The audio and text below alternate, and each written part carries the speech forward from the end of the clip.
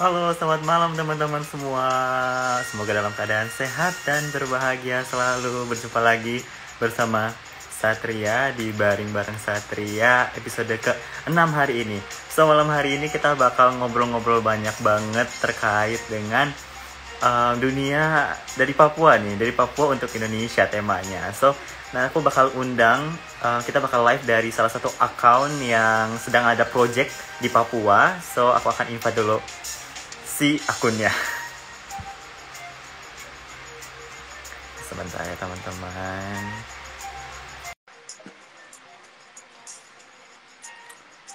Oke. Sambil nunggu, aku akan kasih sedikit.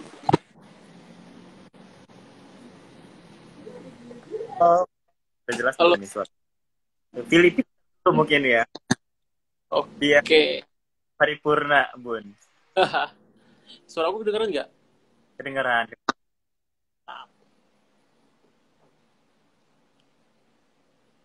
Gimana udah? Oke. Aman? Aman, aman, aman, aman. Aman ya? Wah. Jadi bagus soalnya infonya, aduh, kadang sangat luar biasa gitu. Udah berapa abad sih kita nggak berjumpa sebetulnya? Terakhir kita ketemu tahun 2017 ya, waktu di New Zealand kan. Oh iya. Tapi sempat ketemu Deng sekali di Bandung Oh yang iya, lokasi 2018 atau 19 ya, waktu kita trip ke Bandung tuh. Heeh. Udah lama lah ya, tetap pandemi aja udah 2 tahun. Nah, Udah lama terus banget. sebelum aku mulai, mungkin aku bakal kenalin Pak. So, sangat luar biasa banget. Beliau ini namanya Tito. Dan mungkin boleh Oke, teman semuanya, perkenalkan nama aku Brisco Jordi Dudi Padatu, biasa dipanggil Jordi. Dan saat ini aku adalah seorang mahasiswa tingkat akhir, final year student di salah satu universitas internasional di Jakarta.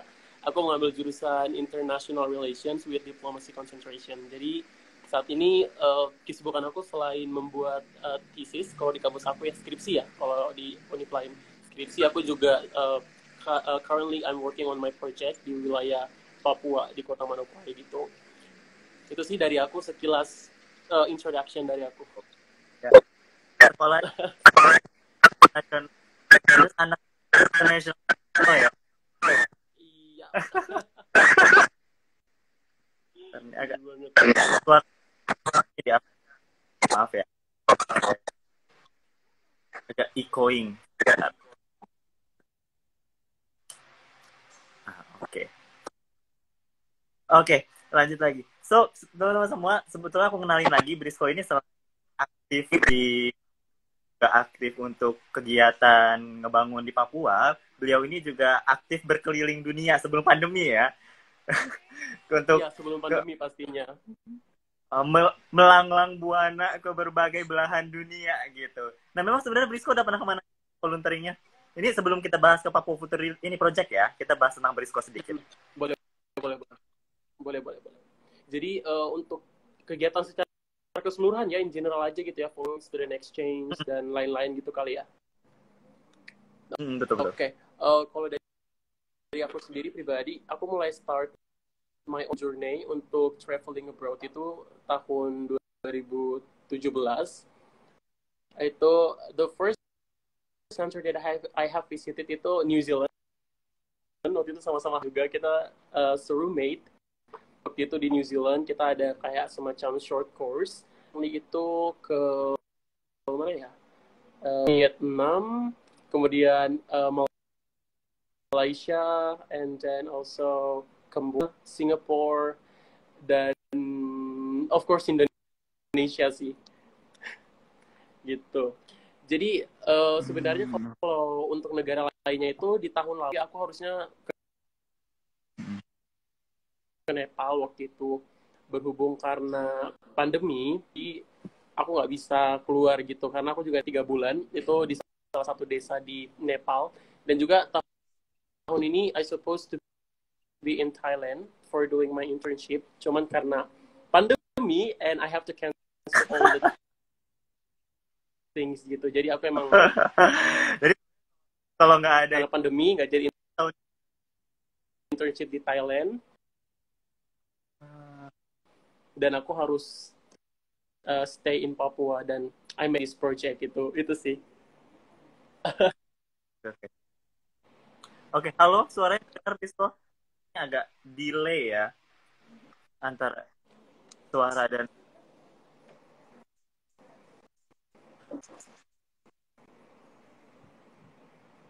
oke.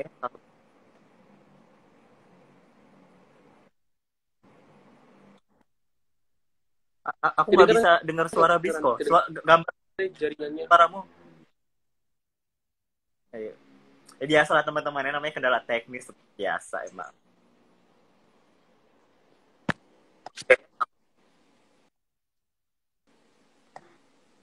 Oke, aman. Aku nggak bisa dengar apapun Brisco. Oh, hmm. Ya coba nanti aku invite lagi Brisco.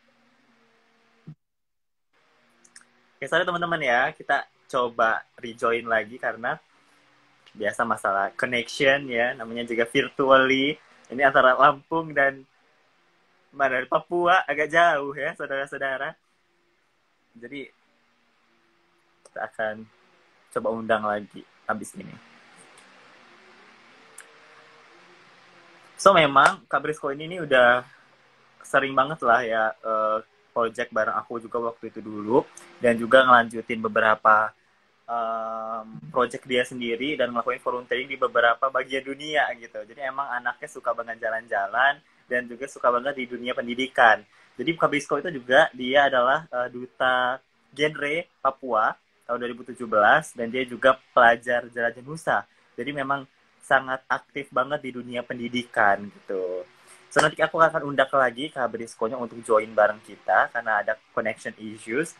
So sebelumnya pasti bakal banyak banget terkait hal-hal yang tentang Papua ya, khususnya bakal kita bahas karena stereotip masyarakat akan Papua sekarang itu kan sangat apa ya, sudah lebih baik daripada sebelumnya, tapi tetap sebagian orang itu masih menganggap bahwa Papua itu tuh terbelakang dan segala macam. Nah, Brisco ini adalah salah satu contoh orang yang membuktikan bahwa dari Papua bisa gitu, teman-teman. Aku akan undang lagi Brisco untuk join bareng kita sebentar.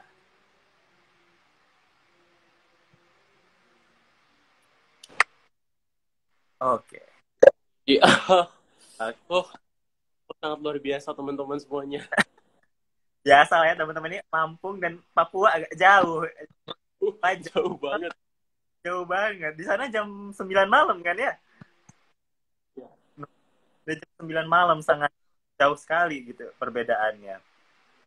Nah, so kita lanjut lagi ngobrol-ngobrol ya Brisco. Nah, tadi kan Brisco udah banyak banget. Tadi udah ke Vietnam, udah ke New Zealand juga. Nah, ketika keluar-keluar tadi itu tuh ada culture shock yang Brisco rasakan atau biasa-biasa aja? Mungkin pertama kali ya waktu kita keluar waktu di New Zealand, karena kebetulan itu negara yang paling jauh yang pernah aku kunjungin juga untuk saat ini, dan itu emang bener-bener culture-nya itu beda banget. Selain dari language barrier-nya itu juga bener-bener culture yang kita sebagai orang Asia itu yang like we do really like to being in the society gitu kan. Sedangkan di sana itu kayak negara yang tipenya individualis banget gitu ya, you do you gitu kan. Jadi itu kayak kita tuh dilatih untuk harus bisa mandiri, apa-apa tuh sendiri gitu. Dan itu sih culture shock-nya juga. Dan juga waktu kita belajar di sana juga apa ya, pembelajarannya sangat on time ya teman-teman. Jadi kayak beda banget di Asia, dan apalagi di Indonesia yang istilahnya kayak jam karet gitu, kayak mulainya jam 7, datang apa infonya jam 7 tapi datangnya jam 9 atau sampai atau gitu. Tapi kalau di sana itu bener-bener kayak mulai jam 7 ya 6:45 itu kita udah harus standby gitu di kelas gitu. Jadi kayak bener-bener kita harus on time banget sih. Dan cara mereka berjalan kaki juga sih. Jadi kayak kalau di sana itu rata-rata kan kita kalau di Indonesia kan itu mungkin pakai kendaraan deket doang, pakai Grab, Gojek gitu kan. Tapi kalau kita di sana tuh literally jalan kaki, walaupun mereka bilangnya itu cuma 2 blok dari sini, tapi jalan kakinya tuh kayak bisa 30 menit gitu ya. skip banget sih kalau jalan kaki di sana gitu. Itu sih yang culture shock yang lebih yang paling ini banget sih berkesan gitu. Tapi kalau so far lain-lainnya semua juga aku bisa diatasi gitu. Makanannya juga nggak ada nasi gitu ya. Hmm. Dan benar itu kalau nggak makan nasi tuh awal-awal tuh emang susah banget, tapi lama kelamaan udah bisa beradaptasi gitu. Diganti pakai roti gandum atau mungkin bisa diganti pakai kentang rebus kan. Yang waktu kita masak Hafiz di kamar tuh kan memasak roti kayak jadi pengalaman yang luar biasa banget sih gitu. Benar. Buat makan roti sampai roti jadi batu itu luar Iya, biasa. gue So, uh, so dari semua negara yang udah Brisco kunjungin, mana sih yang paling berkesan banget gitu di hati Brisco sampai sekarang? Kayak paling inget banget ya. paling inget banget itu mungkin karena New Zealand karena it's my first country ya, dan juga kayak bener-bener aku ketemu sama banyak orang banyak anak-anak Papua yang kuliah di sana. Itu tuh bener-bener kita jauh tapi kita tuh seperti keluarga dekat banget gitu karena dapat teman-teman dari Papua juga, banyak bertukar cerita tentang keseharian mereka di sana dan program-program beasiswa yang mereka dapatkan seperti apa, dan juga kayak struggle-nya seperti apa. Dan banyak sekali orang Indonesia sih yang aku temuin di sana dibandingkan negara-negara lain gitu. Walaupun jauh, tetapi justru aku menemukan keluarga di sana lah gitu dibandingkan dengan di Asia gitu, yang negara yang aku kunjungi gitu. Itu kenapa paling berkesan sih. Dan aku juga berkesan karena ketemu sama Hafiz, sama Faye, sama Kati, Audrey, dan Jessica juga. Jadi kayak bener-bener kayak aku udah dapat paket komplit banget sih gitu. Teman, pengalaman, cerita, ilmu, dan everything I got in New Zealand gitu. Oke, jadi dan menempatkan posisi yang spesial ya di hati Brisco berarti. Nah, tadi juga menarik banget tuh Brisco. Kan waktu kita di sana juga kita ketemu banyak teman-teman yang dari Papua juga ya. Dan Bener-bener. cukup shocking ya. Sebagai orang yang awam mungkin untuk aku juga kayak wow, ternyata orang teman-teman yang di Papua pun bisa sampai study abroad gitu, sampai keluar negeri gitu kan. Selama ini image Papua itu kan kayak terbelakang, pembangunannya kurang gitu, Brisco.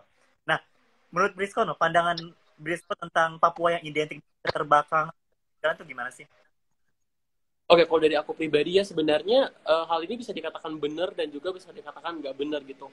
Yang pertama bahwa kalau di Papua itu nggak semuanya itu literally kayak we are living in the jungle gitu. Nggak, kita nggak hidup di dalam hutan, kita nggak pakai kita kayak telanjang or something like that gitu kan. Kita literally we wearing shirt like me gini.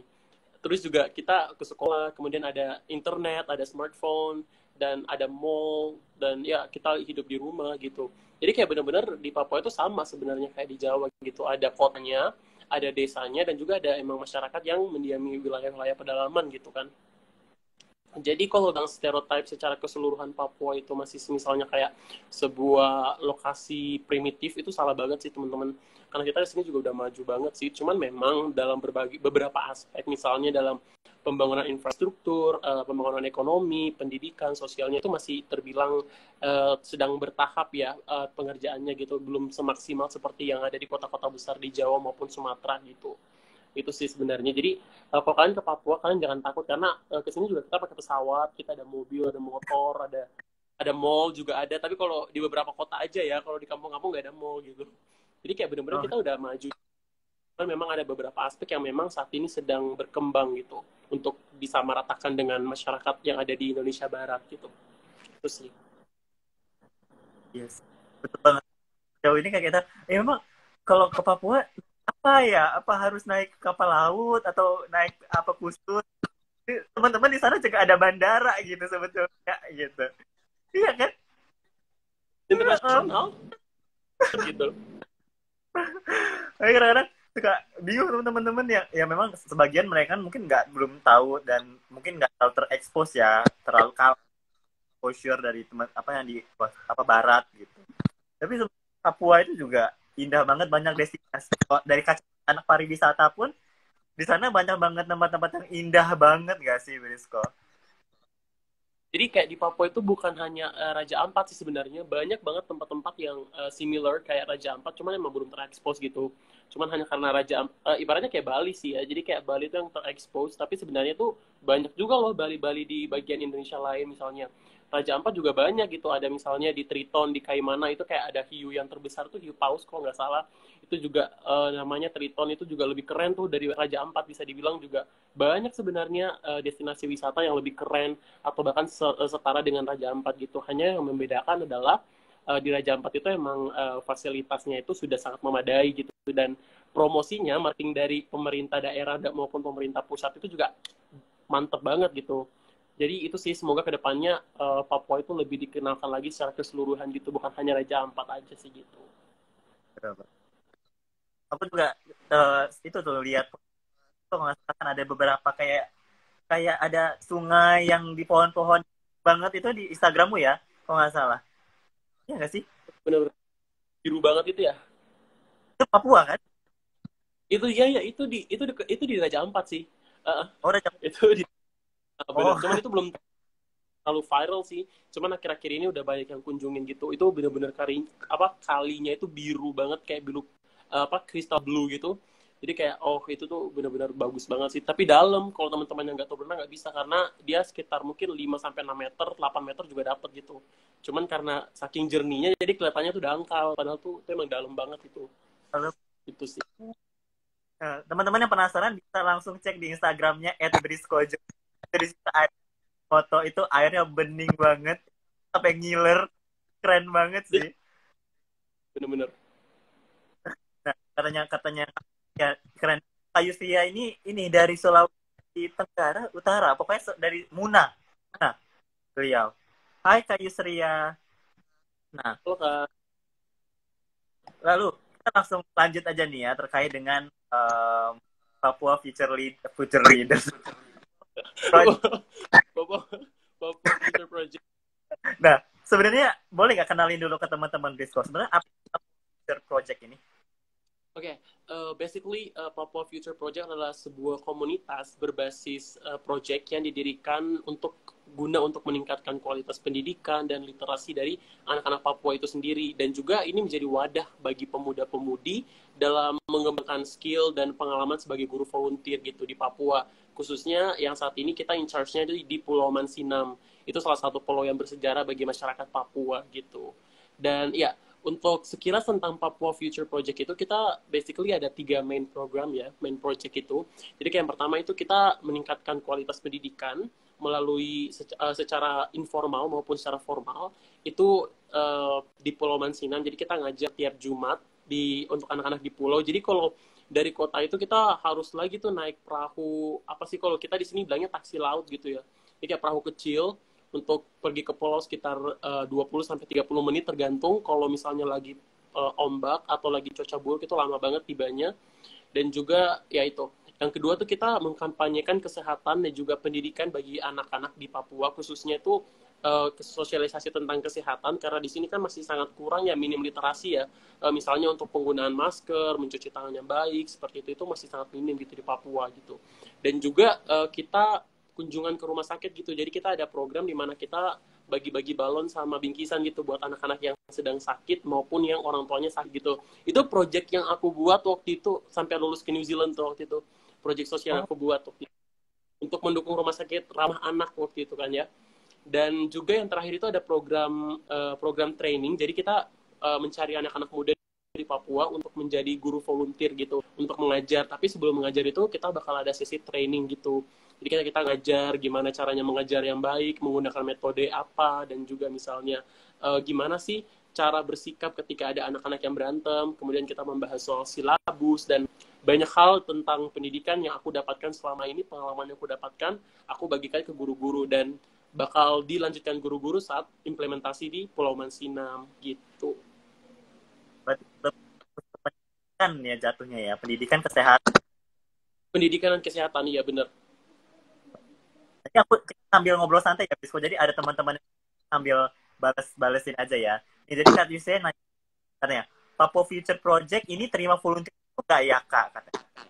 Oke, jadi untuk Papua Future Project karena saat ini kita benar-benar masih baru banget, kita kemarin itu buka volunteer untuk teman-teman di daerah Kota Manokwari untuk menjadi volunteer guru karena kita baru buka itu sudah ada sekitar 85 anak gitu yang kita ajar. Jadi tuh literally banyak banget kan. Iya, kita Sampai 8 dan itu bertambah terus gitu karena dari pulau jadi kayak di Pulau Mansinam itu sebelahnya lagi ada pulau kecil gitu namanya Pulau Lemon. Nah biasanya anak-anak itu bakal ke Pulau Mansinam untuk belajar gitu, jadinya bisa makin nambah, bisa up to 100 gitu. Dan juga itu kenapa kita sangat membutuhkan banyak guru-guru volunteer ya untuk datang ke tempat kita langsung. Nah, kalau misalnya teman-teman berada di luar Papua, kemarin itu kita sedang merancangkan program. Jadi buat teman-teman yang di luar Papua itu bisa mengikuti kegiatan volunteer ini, misalnya nanti di bagian sosial media, atau di bagian fundraising, atau bagian akademik yang biasanya fokusnya untuk membuat silabus gitu. Untuk saat ini sih kita udah ada 2 ini ya untuk sosial media, dan juga untuk pembuatan silabus gitu. Jadi misalnya setiap minggu tuh kita bakal ada rapat nih, rapat koordinasi terkait silabusnya, kemudian terkait metode pembelajaran, dan kemudian alokasi waktu dan kebutuhan, serta pembagian kelas gitu. Jadi emang itu saat ini yang kita butuhkan buat teman-teman yang jauh di luar Papua yang pengen bergabung, kita welcome banget ya. Nanti bisa banget nih chat di akun Papua Future Project. Kita bakal lihat nih mana kira-kira yang bisa teman-teman masuk untuk membantu gitu. Nah setelah 6 minggu, kita minimal 6 minggu teman-teman join di program kita, kita bakal ngasih sertifikat gitu. Jadi kayak certificate of appreciation sama recommendation letter gitu. Terus minimal 6 kali mengikuti kegiatan ini gitu biar teman-teman makin semangat sih gitu. kan semua yang berada di pulau di luar Papua kan ya teman-teman semua tidak menutup nih kemungkinan. Jadi langsung aja cek dan follow ya Bener-bener @Papua Future Project poin tuh. kok. Langsung Kita bakal infoin tentang event volunteer buat teman-teman yang ada di luar Papua gitu. Jadi kita wah, mungkin bakal berskala nasional gitu ya. Cuman emang kita base-nya di Papua gitu. jawabannya kata Kak Yusri ya. Sama Kak langsung aja ya nanti cek ke Instagramnya Papua Future Project. Nah, so memang sebetulnya menurut Brisco pendidikan itu penting ya, sampai harus mendiri di Papua Future Project ini. Oke, dari aku pribadi ya, I have a quotes like education is the most important part of human success gitu. Through education, people can reach their potential. Itu salah satu kata-kata yang benar-benar kayak, oh, pendidikan ini sangat penting gitu. Pendidikan ini juga bisa menentukan nasib setiap bangsa gitu. Melalui pendidikan yang baik, maka suatu bangsa juga bisa berkembang dengan baik gitu. Nah, dari pendidikan ini tuh ibaratnya sebuah basic sih menurut aku ya, basic dalam pengembangan SDM atau sumber daya manusia gitu. Karena melalui pendidikan pun kita bisa belajar banyak hal gitu.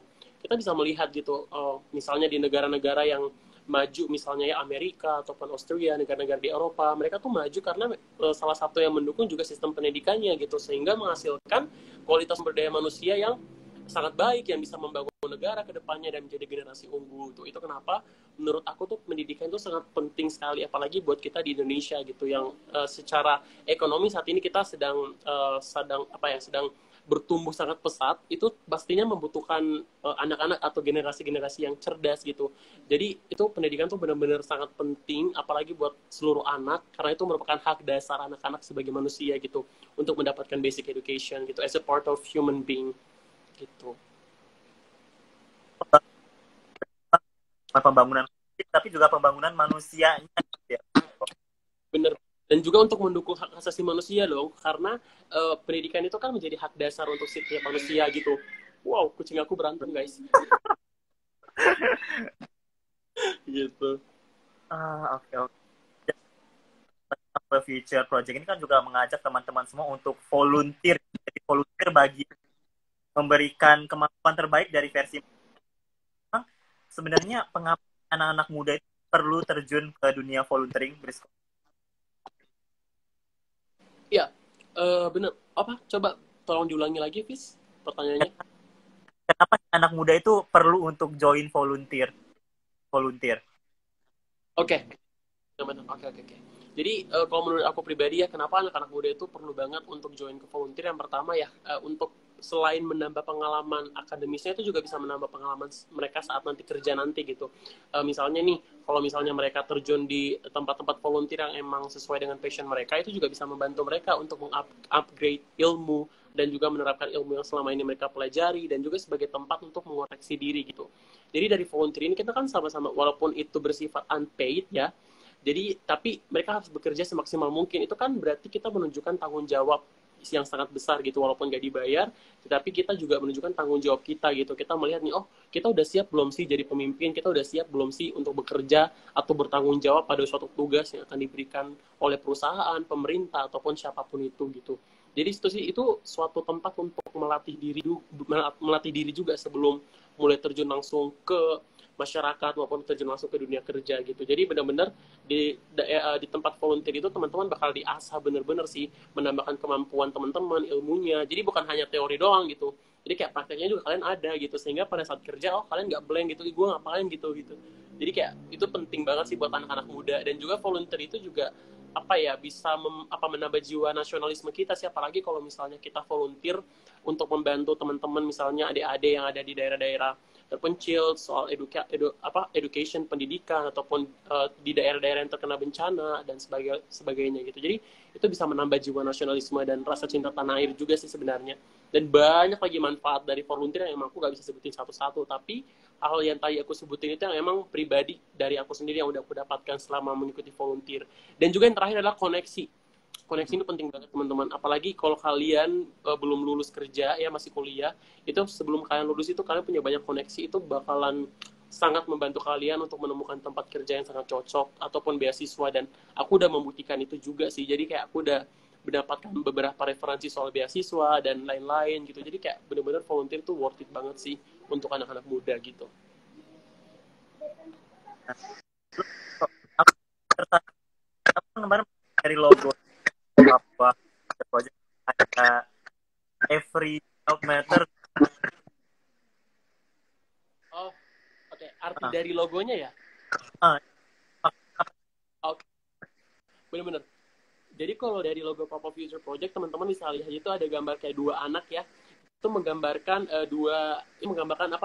bahwa anak-anak walaupun pria maupun wanita atau anak-anak perempuan ataupun anak laki-laki itu memiliki hak yang sama dalam dunia pendidikan gitu. Karena di Papua ini banyak banget nih stereotip atau pola pikir masyarakat yang masih terbawah bahwa anak perempuan itu tidak perlu untuk bersekolah gitu. Mereka hanya perlu bertanggung jawab terhadap rumah tangga, terhadap sekolah, atau terhadap suami mereka ataupun keluarga mereka gitu. Nah dari logo itu tuh aku pengen merepresentasikan bahwa setiap anak itu punya hak yang sama gitu untuk belajar. Every child matters gitu, nggak peduli gendernya apa, orientationnya apa, setiap anak itu berharga gitu, cewek maupun cowok gitu.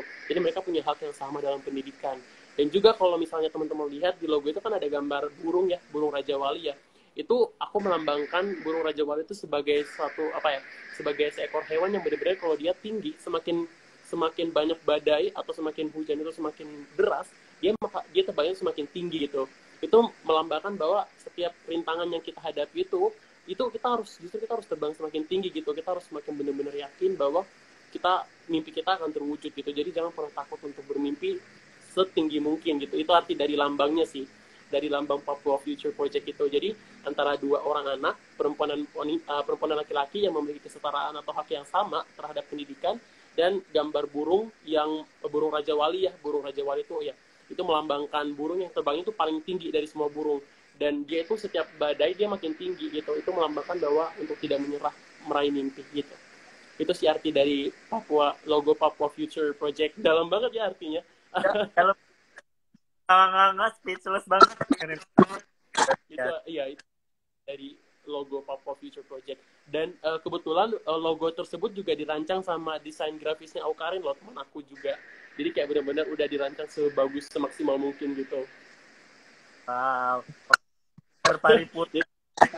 Ya, dan itu gitu kan. Jadi kayak terima kasih buat sponsornya gitu. Project ini keren banget. Luar biasa. Aku tadi ketika Bisco ngobrolin wanita itu tuh bisa nggak melakukan. Nah emang itu masih terjadi di sana? Masih beberapa tempat gitu sih. Jadi kayak misalnya untuk anak-anak perempuan itu ya emang nggak wajib buat sekolah gitu, karena mereka punya stereotip yang misalnya ujung-ujungnya juga pasti di dapur gitu, harus bantu suami, kayak ngurus suami, ngurus anak, dan siap untuk menjadi sebuah alat untuk menghasilkan anak gitu. Itu masih banyak pandangan tersebut yang masih berlaku di Papua gitu. Nah, dari komunitas ini tuh kita pengen banget nih mempromosikan bahwa setiap anak itu harus sekolah gitu. Perempuan pun juga harus berpendidikan tinggi. Kenapa? Karena walaupun ujung-ujungnya mereka menjadi seorang ibu, tapi mereka harus menjadi seorang ibu yang cerdas gitu untuk mendidik anak-anak mereka ke depannya menjadi anak-anak yang cerdas gitu. Jadi dimanapun, apapun pekerjaannya, pendidikan itu sangat penting maupun perempuan ataupun laki-laki gitu, dimanapun pekerjaannya gitu. Oh, banget. Teman sambil ngobrol, kalau ada pertanyaan yang ingin disampaikan, boleh aja langsung tuliskan di kolom di bawah. Kita sambil ngobrol-ngobrol, kita baca aja di bawah ini. Dari kata Kak Mel, Wafma, no keren katanya. Thank you Kak Melan. Thank you, Kamel. Oke. Nah, memang Brisco selain tadi, memang kenapa sih bisa lebih dispesifikin lagi nggak? Menurut Brisco, kenapa sih wanita juga perlu berpendidikan tinggi gitu? Karena kan, ya itu tadi kata Brisco, ya kan ujung di dapur gitu. Cukuplah sampai SMA aja mungkin gitu, nggak usah tinggi-tinggi. Oke, kalau dari aku ya, karena aku sangat pro banget sama gender equality, aku melihat bahwa setiap orang itu punya hak yang sama, apalagi perempuan ya. Ini sih sebenarnya lebih ke masalah stereotype atau stigma sih yang melekat di hampir seluruh lapisan masyarakat Indonesia yang percaya bahwa perempuan itu juga setinggi apapun pendidikannya itu ujung-ujungnya bakal di dapur, ataupun misalnya perempuan itu nggak boleh nih pendidikannya tinggi-tinggi, takut nanti cowoknya tuh merasa tersaingi gitu kan, cowoknya tuh minder atau seperti itulah ya. Itu menurut aku salah satu stigma atau pola pikir yang sangat salah gitu ya. I mean like, ya salahnya kenapa gitu kalau misalnya perempuan punya penghasilan yang lebih tinggi, selama dia bisa menghargai pasangannya, selama dia bisa menggunakan uang tersebut dengan bijak dan tetap menghargai pasangan atau suaminya, ya it's not a big deal gitu. Jadi benar-benar itu suatu pola pikir yang memang harus diajarkan dari anak-anak gitu. Anak-anak itu harus perlu diterapkan bahwa perempuan laki-laki itu sama gitu. They stand for the same right gitu. Especially dalam dunia kerja, dalam pendidikan, dalam masyarakat, semua itu sama gitu. Dan mereka berhak untuk decide untuk menjadi istri ataupun menjadi wanita karir gitu. Jadi benar-benar ini aku pengen banget nih menanamkan dari anak-anak itu sendiri dari sekarang gitu. Misalnya kalian harus nih anak-anak perempuan nih harus belajar. Walaupun ujung-ujungnya kalian bakal menjadi seorang ibu ataupun ujungnya kalian kerja di dapur ya, setidaknya kalian punya pengetahuan yang tinggi untuk mengajar anak-anak kalian gitu. Karena kayak pola pendidikan pun sebenarnya dari lingkup terkecil, dari lingkup keluarga gitu. Kemudian dari lingkup keluarga naik ke lingkup tetangga, kemudian masyarakat sampai ke atas gitu. Jadi benar-benar peran seorang wanita itu walaupun hanya di dapur ya, walaupun hanya menjadi istri itu sangat penting gitu, karena mereka menjadi contoh atau role model anak tersebut dari kecil gitu. Makanya anak-anak tersebut, makanya perempuan itu harus berpendidikan gitu. Itu sih. Berbanyak. Kadang-kadang kan ada omongin ya, kadang apa kalau itu cari jangan yang terlalu pinter, nanti lu dipinterin sama cewek kayak gitu. Karena kadang-kadang tinggal laku.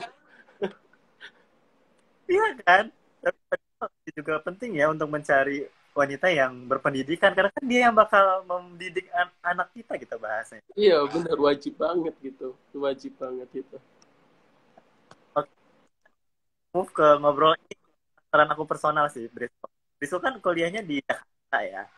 Nah, terus internet yang kali orang pastinya kan ada, aku ngebaca beberapa orang itu anak-anak Papua itu tuh punya karakter yang sangat kuat gitu kan, dari logatnya benar-benar punya menarik waktu kuliah di Jakarta itu kayak gimana?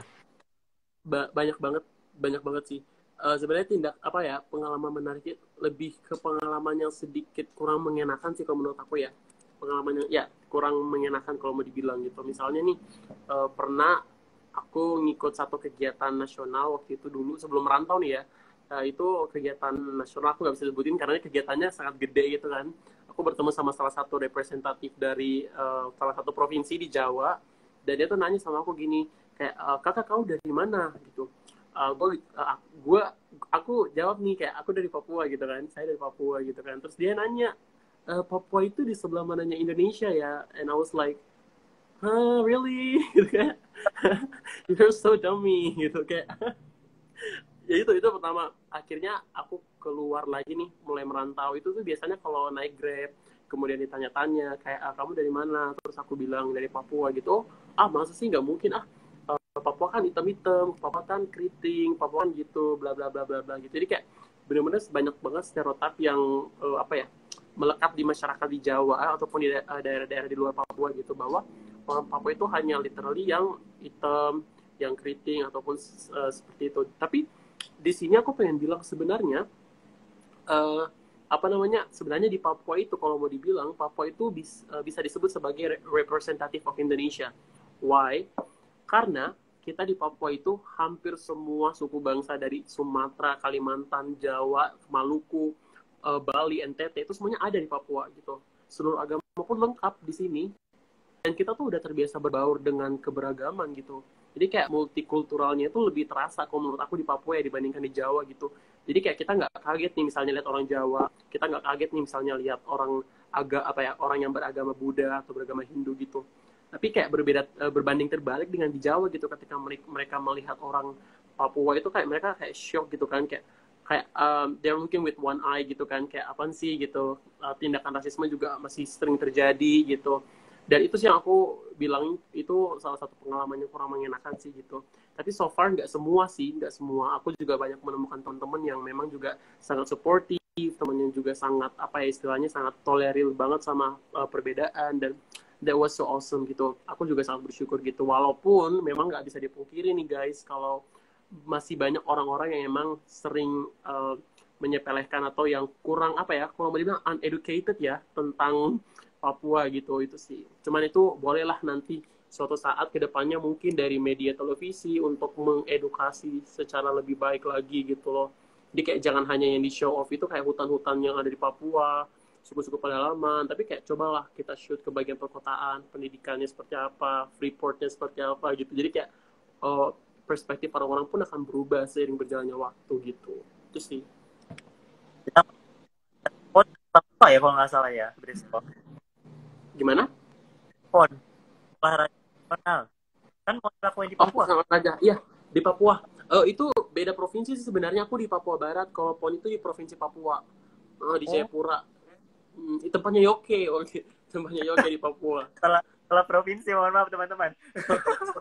Salah provinsi, ya benar. Tapi ya lumayan lah ya membuat image-nya itu nggak selalu di Indonesia Barat terus, Indonesia Tengah terus, tapi Bener, sekali-kali bener, bener. ternyata. Bener-bener. Lalu Itu salah satu langkah pemerintah yang baik banget sih. Dan perlu diapresiasi. Thank you banget pemerintah. Apalagi Kemenpora, thank you banget ya. Terima kasih pemerintah Indonesia. Gitu. nah, mungkin kalau buat tuh ambasadornya nanti mungkin bisa undang Boleh, boleh. kita. Menghubungi kontak di bawah ini. Iya, saya siap kok. Honornya dari sana aja nggak apa-apa, nggak ditentuin. Disco kan Papua itu punya logat yang atau sih itu Papua daerah timur ya, kayak saya itu sa gitu. Karena Bener-bener. keplesetnya nggak sih waktu berkomunikasi teman-teman di Jakarta komunikasinya. Kalau komunikasi sih sebenarnya apa ya? Kalau misalnya di bagian timur Indonesia itu kita bisa saling ngerti gitu sih sebenarnya. Jadi kalau aku pakai logat dari misalnya dari Papua nih kan, aku pergi ke Maluku atau ke NTT, itu walaupun kita beda logat tapi kita bisa saling ngerti gitu. Jadi kayak gak tahu ya, udah emang ada chemistry-nya aja, selalu dapet aja gitu, pasti kayak saling gak tahu ya. It cannot be explained by words gitu. Tapi ya kita bisa saling ngerti gitu walaupun beda logat gitu. Itu sih kayak ada power of Indonesia Timur sih. Cuman kalau secara Papua, secara keseluruhan itu kita logatnya sama sih. Kita logatnya sama gitu. Gitu. Jadi kayak benar-benar kita bisa saling ngerti gitu. Seluruh Indonesia Timur loh. Walaupun mulai dari mana? Dari Makassar, dari Manado, dari NTT, dari Maluku. Itu kalau kita ngomong, itu walaupun beda logat, tapi kita bisa saling cocok-cocokin gitu. Masuk aja gitu percakapannya, conversationnya gitu. Jadi kayak itu sih kayak nggak tahu, mungkin logat timur itu ya fleksibel, mungkin ada kesamaan atau apa gitu. Itu sih, cuman emang kalau bagi teman-teman di Indonesia Barat bakal susah banget ya buat buat mengerti gitu kan, apalagi yang aku ajar Hafiz di New Zealand juga kan, awal-awal kan nggak ngerti kan karena kalau aku ngomong cepet banget gitu kan, tapi kan lama-lama mulai paham gitu. Bener-bener. Karena kan kata-katanya itu kayak lebih singkat gitu ya. Terus kalian ngobrol lebih cepat. Ya, aku kena cepat bingung. banget. Heeh. Heeh. Apa ini? Apa ini? Tapi itu ya mungkin batinnya ya ngebuat timur itu tuh Latin bener. Heeh. ngerti gitu. Kita Oh, teriak banget. Iya gitu. Jadi kalau misal saya itu kamu ko, kita tong, mereka dong. Jadi kayak bener-bener singkat-singkat. Kayak saya punya itu berarti sapu gitu. Saya ya. punya tuh sapu. Saya Eh, punya, bukan sapu yang pakai ya bersihin lantai gitu. Artinya saya punya gitu. bingung lah.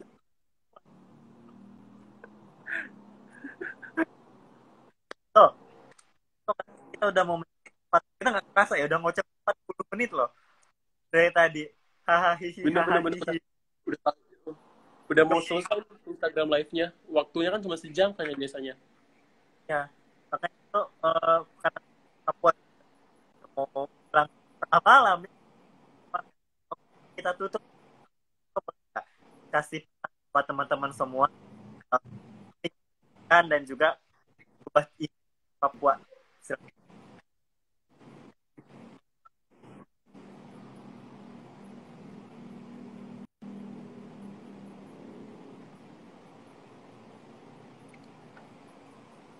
Jaringannya kali ya, halo? Halo, oh, Kedengeran nggak? kadang Oke, oke, suaraku oke. udah Jaringannya parah banget, astaga. oke. Oh, bisa ya buat untuk nutup pertemuan. Oke, oke. Untuk penutup live session malam ini, bahas ringan keenam, episode keenam ya, dari host Kece Badai, dari Ah, Kasatria. Wih, jadi aku sih pengen apa ya, kata-kata penutup aku sih sebenarnya lebih ke ayo kita sama-sama buat membangun pendidikan khususnya di daerah-daerah tertinggal di Indonesia Timur gitu supaya apa ya kita tuh sebagai warga negara juga bisa merasakan hak yang sama gitu khususnya dalam bidang pendidikan gitu jadi seluruh anak-anak di Indonesia juga bisa mengakses pendidikan dengan layak dan juga mereka bisa mendapatkan hak dasar mereka sebagai manusia gitu itu sih dan mungkin kalau teman-teman pengen untuk belum sempat berkunjung ke Papua dan mulai ingin berkontribusi dari sekarang boleh banget join event-event kita selanjutnya dan bakal to be announced akan diumumkan secara seksama di minggu-minggu yang akan datang gitu ya. Jadi stay tune aja, jangan lupa follow akun Instagram Papua Future Project karena project kita ini bakalan oh iya, jadi yang membedakan project kita nih ya, ini for your information teman-teman yang membedakan project kita dari project yang lainnya tuh biasanya di sini tuh projectnya tuh berbasis religion gitu. Jadi kan karena di sini tuh mayoritasnya Christian, jadi kebanyakan komunitas-komunitas gini tuh mereka berdasarkan misalnya kayak misi dari gereja ataupun apa gitu. Nah, tapi proyek ini tuh sangat baru di mana kita tuh welcome kepada seluruh semua agama, semua race, semua latar belakang gitu. Jadi benar-benar bisa join gitu. Jadi aku juga pengen ngajarin ke anak-anak itu, ke adik-adik buat merasakan gimana sih kebineka tunggal ikaan di Indonesia itu tentang multikulturalnya Indonesia seperti apa, menghadirkan orang-orang yang berbeda latar belakang gitu. Jadi semoga kedepannya ini menjadi inspirasi buat teman-teman lain di Papua gitu ya, supaya buat organisasi juga kalau bisa secara general aja gitu supaya teman-teman yang berbeda latar belakang maupun agama itu tuh bisa join gitu. Itu sih. so, aku Nah, banyak buat Beko yang udah nyempetin malam-malam. Ini di Papua udah malam banget, udah jam 10 tapi masih sempet-sempetnya buat ngobrol bareng malam hari ini. Makasih banyak Brisco, sukses buat Papua Future Project-nya. Ada Dila juga, sukses juga buat Dila. Kemarin Dila dipromosiin. juga part of ya. Oh, Dila itu kebetulan di Jakarta juga loh guys, tapi dia jadi volunteer di Papua Future Project. Jadi semua orang bisa kok jadi volunteer gitu. Oh, kan. Setelah pokoknya. Brisco kita boleh foto bentar ya. Teman-teman Boleh, maaf boleh. aku bakal commentingnya dulu. Aku bakal foto sebentar sama Brisco. Oke. Entar, entar, entar, entar. Dulu jaringan aku lagi bermasalah nih. Tunggu nih. Oke. Okay. Oke. Siap. Wait, wait. Oke. Okay. Oke. Foto dulu. Satu, dua, tiga. Oke, sekali lagi ya Brisco. Satu, dua, tiga. Oke, sip.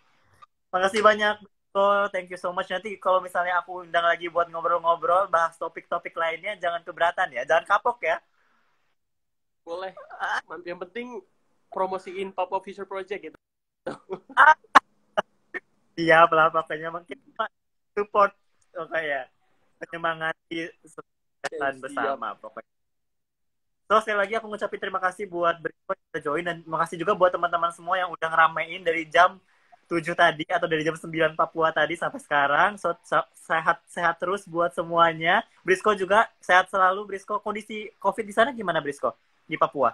Oh, di sini aman sih. Di sini nggak terlalu separah di Jawa gitu. Jadi kayak kita di sini aman aja gitu. Tapi tetap harus stay safe ya. Oh, Pakai harus bener, menaati protokol kesehatan gitu. bener banget. Bener sih. Dimanapun teman-teman berada harus tetap ingat protokol kesehatan ya, teman-teman. Jaga jarak, mencuci tangan, dan memakai masker ya. Nggak apa-apa sekali-kali ketutupan ya, jadi biar nanti pas kebuka paripurna kelihatan ya ekspresi bahagianya gitu.